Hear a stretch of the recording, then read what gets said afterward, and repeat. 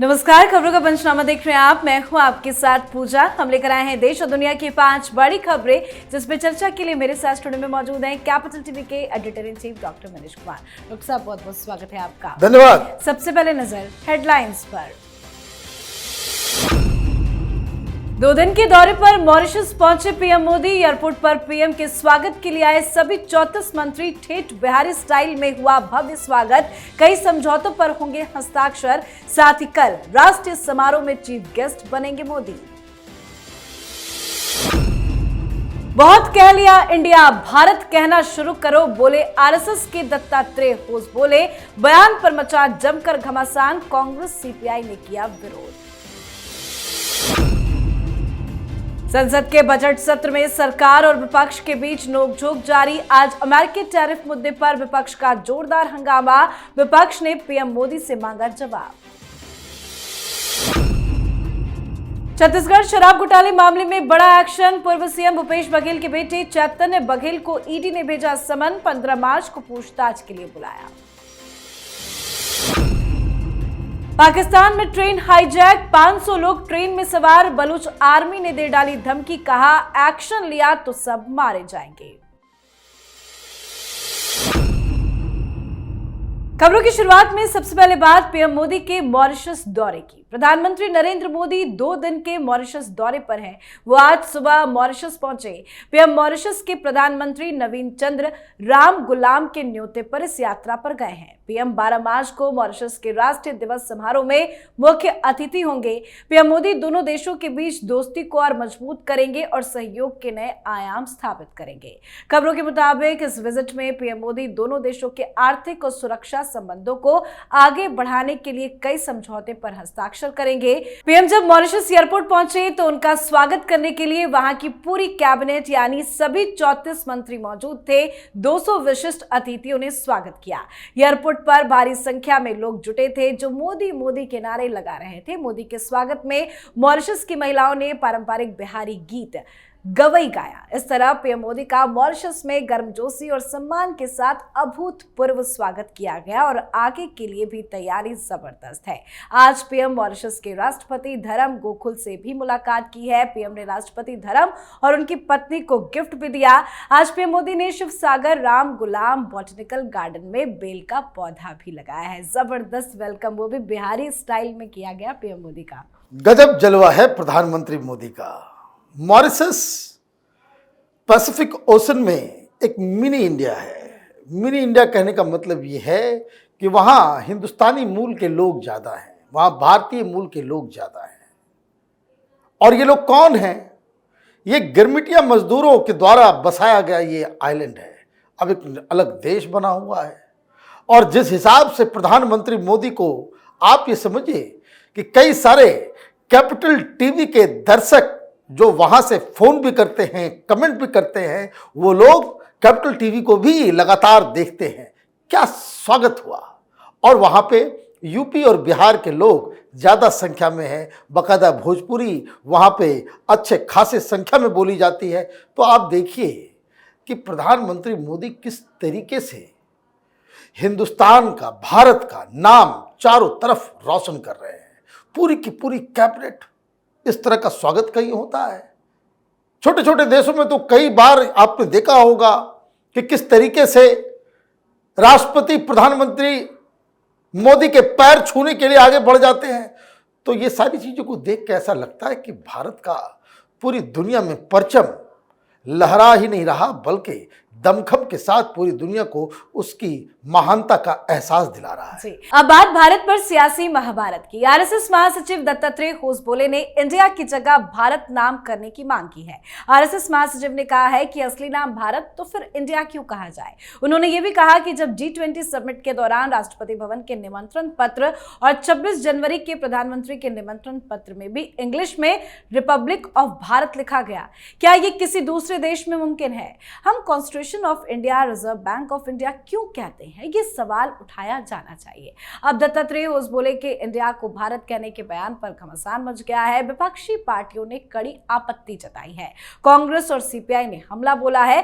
कांग्रेस ने आरोप लगाया कि वो इंडिया नहीं चाहते हैं, जबकि सीपीआई ने आरएसएस शब्द को ही हटाने के लिए कह दिया है। इन विपक्षी पार्टियों को दिक्कत क्या है भारत कहने से? अरे भाई, विपक्षी पार्टियों को दिक्कत क्यों नहीं होगा?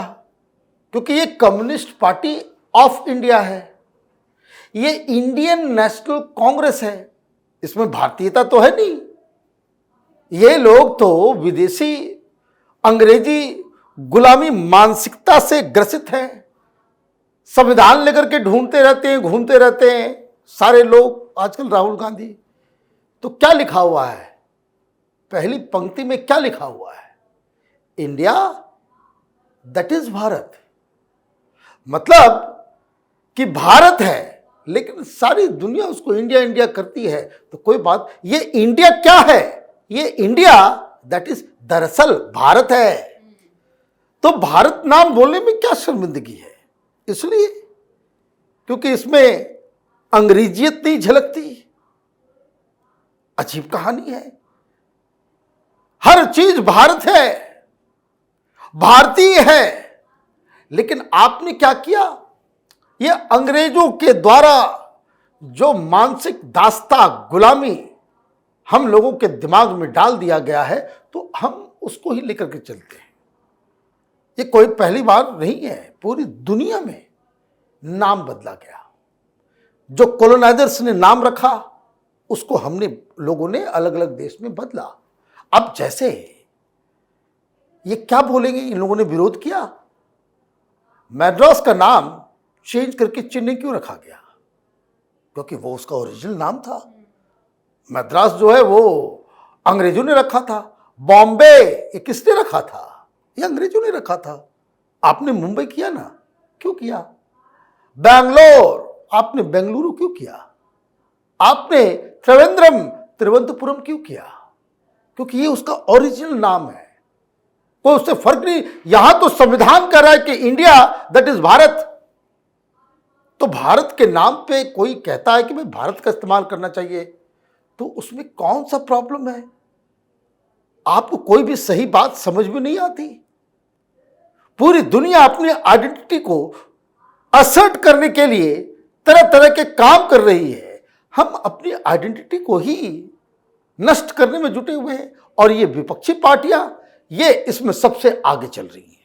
अब बात बजट सत्र की। बजट सत्र के दूसरे चरण के दूसरे दिन आज लोकसभा में इमिग्रेशन बिल पेश किया गया। साथ ही अमेरिकी टैरिफ मुद्दे पर लोकसभा में विपक्ष ने जोरदार हंगामा किया। लोकसभा में कांग्रेस सांसद गौरव गोगोई ने कहा कि अमेरिकी टैरिफ मुद्दे पर पीएम मोदी जवाब दे। तो वहीं निर्मला सीतारमण और गौरव गोगोई के बीच में तीखी नोकझोंक भी हो गई। निर्मला सीतारमण ने कहा कि पीएम का अपमान करने के लिए गोगोई को माफी मांगनी चाहिए, जिसके बाद हंगामा और जोरदार हो गया, जिसकी वजह से स्पीकर को हस्तक्षेप करते हुए कहना पड़ा कि सदन नियमों के मुताबिक चलेगा। विपक्ष के इस बवाल के बीच में भारत ने अमेरिकी राष्ट्रपति के टैरिफ कटौती वाले दावे को खारिज कर दिया है। वाणिज्य सचिव सुनील बर्थवाल ने संसदीय समिति को इस बारे में जानकारी दी है। उन्होंने कहा है कि अमेरिका के साथ टैरिफ को लेकर अभी तक कोई समझौता नहीं हुआ है, इस पर बातचीत जारी है। इसके अलावा संसद में लोकसभा सीटों के परिसीमन, मणिपुर, मतदाता सूची में गड़बड़ियां और वोटर टर्नआउट के मुद्दे पर भी आज जमकर बहस हुई है। टैरिफ के मुद्दे को लेकर अभी तक कोई ऑफिशियल अनाउंसमेंट नहीं है, लेकिन संसद के अंदर इतना बवाल क्यों? ये संसद में कांग्रेस पार्टी ने क्या सोच लिया है कि जिस तरीके से अपने प्रवक्ताओं को आप भेज देते हो कि टेलीविजन चैनल पे जाओ और गाली देना, जो कोई भी तुम्हारे विरोध में खड़ा हो जाए गाली देना, सामने एंकर मिल जाए तो एंकर को ही गालियां देना, यही बेइज्जती का काम कर रहे हैं गोगोई। इस तरह की भाषा का इस्तेमाल प्रधानमंत्री के लिए किया जाएगा, और नए नवेले लीडर्स वो तो अपनी जगह पे हैं। क्या हो गया इनको, मल्लिकार्जुन खड़गे को? आज उन्होंने कह दिया ठोक देंगे। ये भाषा है? ये नेशनल पार्टी के विपक्ष के सबसे बड़े और सदन में विपक्षी नेता राज्यसभा में ठोकना है? ये ठोकने वाली भाषा बोली जाएगी क्या? अगर यही भाषा है तब तो उसका मतलब है तो फिर ये तो नॉर्मलाइज कर देना चाहिए इस तरह की भाषा को।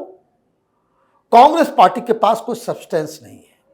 जो पार्टी 70 साल तक देश पे राज की हो, उनको इस तरह का क्रिटिसिज्म टैरिफ को लेकर के भी नहीं करना चाहिए। जब ऑलरेडी जॉइंट डिक्लेरेशन में, प्रेस स्टेटमेंट में यह बात कह दी गई, विदेश मंत्रालय की तरफ से कह दिया गया कि बीटीए अमेरिका के साथ हम लोग बना रहे हैं, वो हम साइन करेंगे मे बी इन सितंबर। ये बायलैटरल ट्रेड एग्रीमेंट कि कितना ट्रेड कौन लगाएगा कौन नहीं लगाएगा, ये ऑलरेडी जब एमईए की तरफ से बातें हो गई है, इस पे बवाल करने का क्या मकसद है?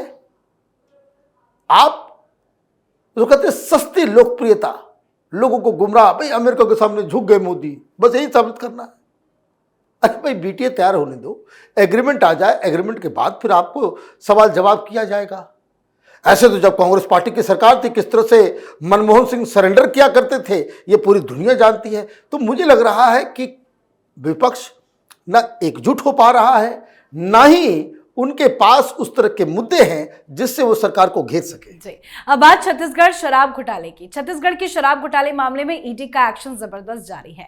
ईडी ने अब राज्य के पूर्व मुख्यमंत्री और वरिष्ठ कांग्रेस नेता भूपेश बघेल के बेटे चैतन्य बघेल को समन कर दिया है। चैतन्य को पूछताछ के लिए 15 मार्च को तलब किया गया।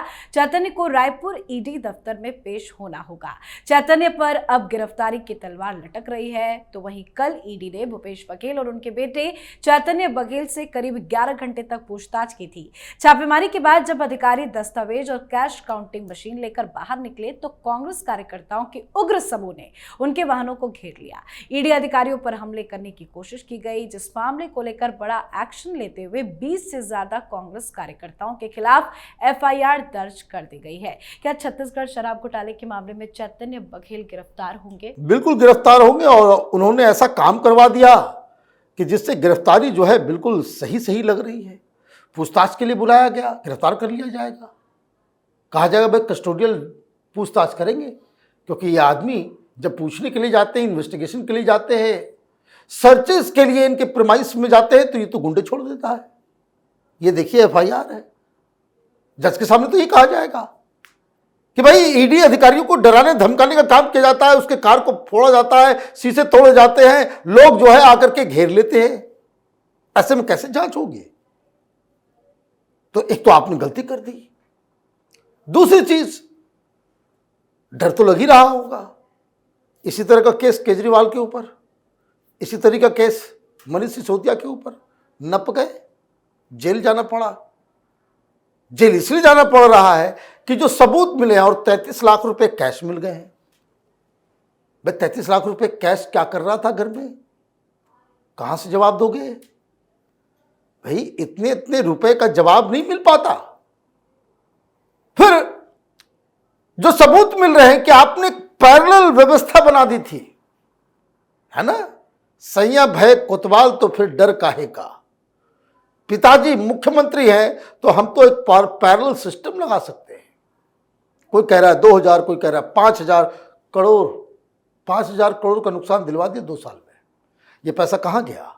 किसके पास गया? मुख्यमंत्री जी के पास रहा। कोई पहली बात तो नहीं हो रही है। आपको याद होगा कि भाई एक और कांड चल रहा था, लूट मची हुई थी छत्तीसगढ़ के अंदर में। वो कौन सा था? वो बेटिंग ऐप महादेव नाम, बेटे का भी नाम दिया चैतन्य, और नकाम देखिए किस तरह का। महादेव ऐप में भी पूरा इनोवा कार के अंदर गड्डी मिले थे पैसे के, ड्राइवर बताया सीधे चीफ मिनिस्टर के पास जा रहे हैं। तो ये क्या था? सरकार क्या वो वहां पे सरकार भ्रष्टाचार के केंद्र में मुख्यमंत्री ही का और मुख्यमंत्री का परिवार बैठा हुआ था। तो इस शराब घोटाले में तो चिंताएं बढ़ गई है, और गिरफ्तारी वो ऑलमोस्ट पक्की नजर आ रही है। जी, अब बात आज की आखिरी खबर की। पाकिस्तान से आज शाम बड़ी खबर सामने आई। पाकिस्तान के बलूचिस्तान प्रांत में एक यात्री ट्रेन को हाईजैक कर लिया गया।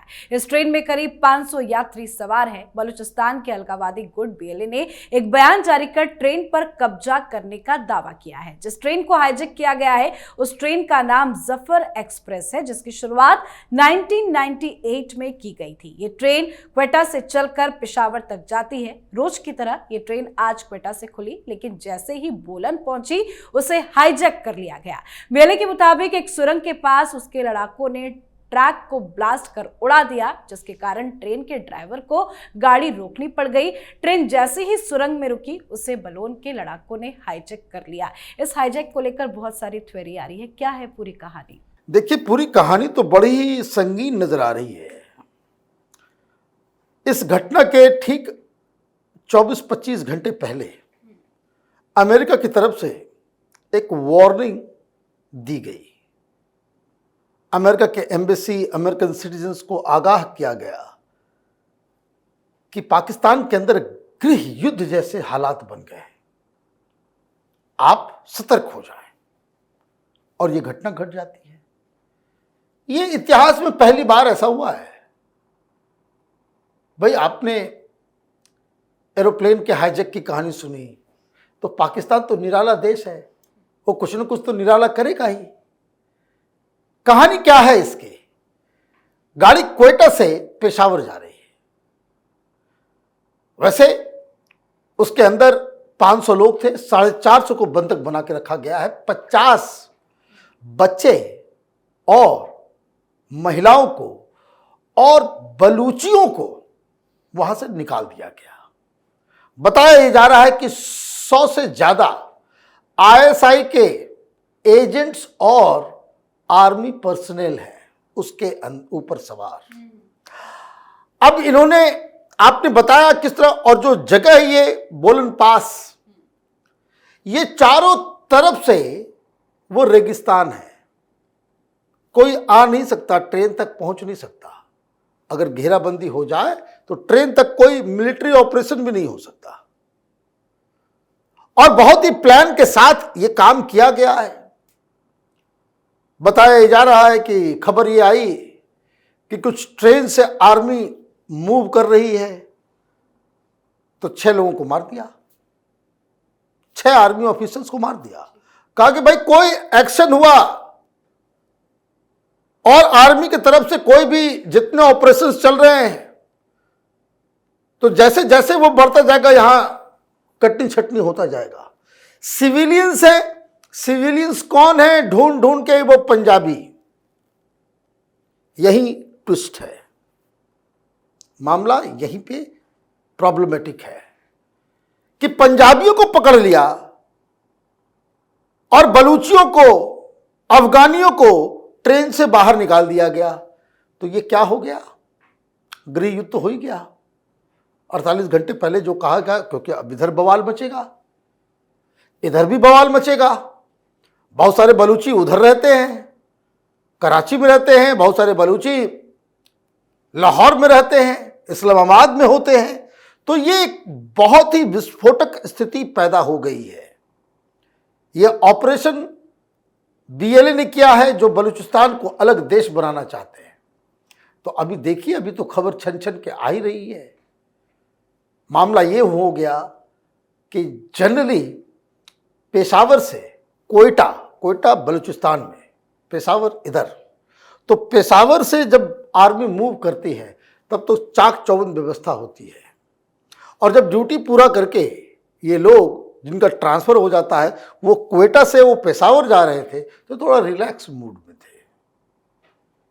ईद का, रमजान का मौसम है, तो उसमें सारे लोग रिलैक्स होकर के जा रहे थे। पता नहीं था कि हाँ, बलूची क्रांतिकारी लोग वहां पे, इन लोगों ने घात लगा करके बैठ करके इस ऑपरेशन को अंजाम दिया। अब देखिए कि पाकिस्तान की सरकार क्या रुख अपनाती है, और ये एक बहुत डेवलपिंग स्टोरी है, नजर बनाए रखने की। बिल्कुल सर, बहुत बहुत धन्यवाद बातचीत। धन्यवाद। खबरों का पंचनामा में आज के लिए फिलहाल इतना ही। देश विदेश की बाकी खबरों और उनके सटीक एनालिसिस के लिए देखते रहिए कैपिटल टीवी। हमें लाइक कीजिए, शेयर कीजिए और कैपिटल टीवी को सब्सक्राइब कीजिए। नमस्कार।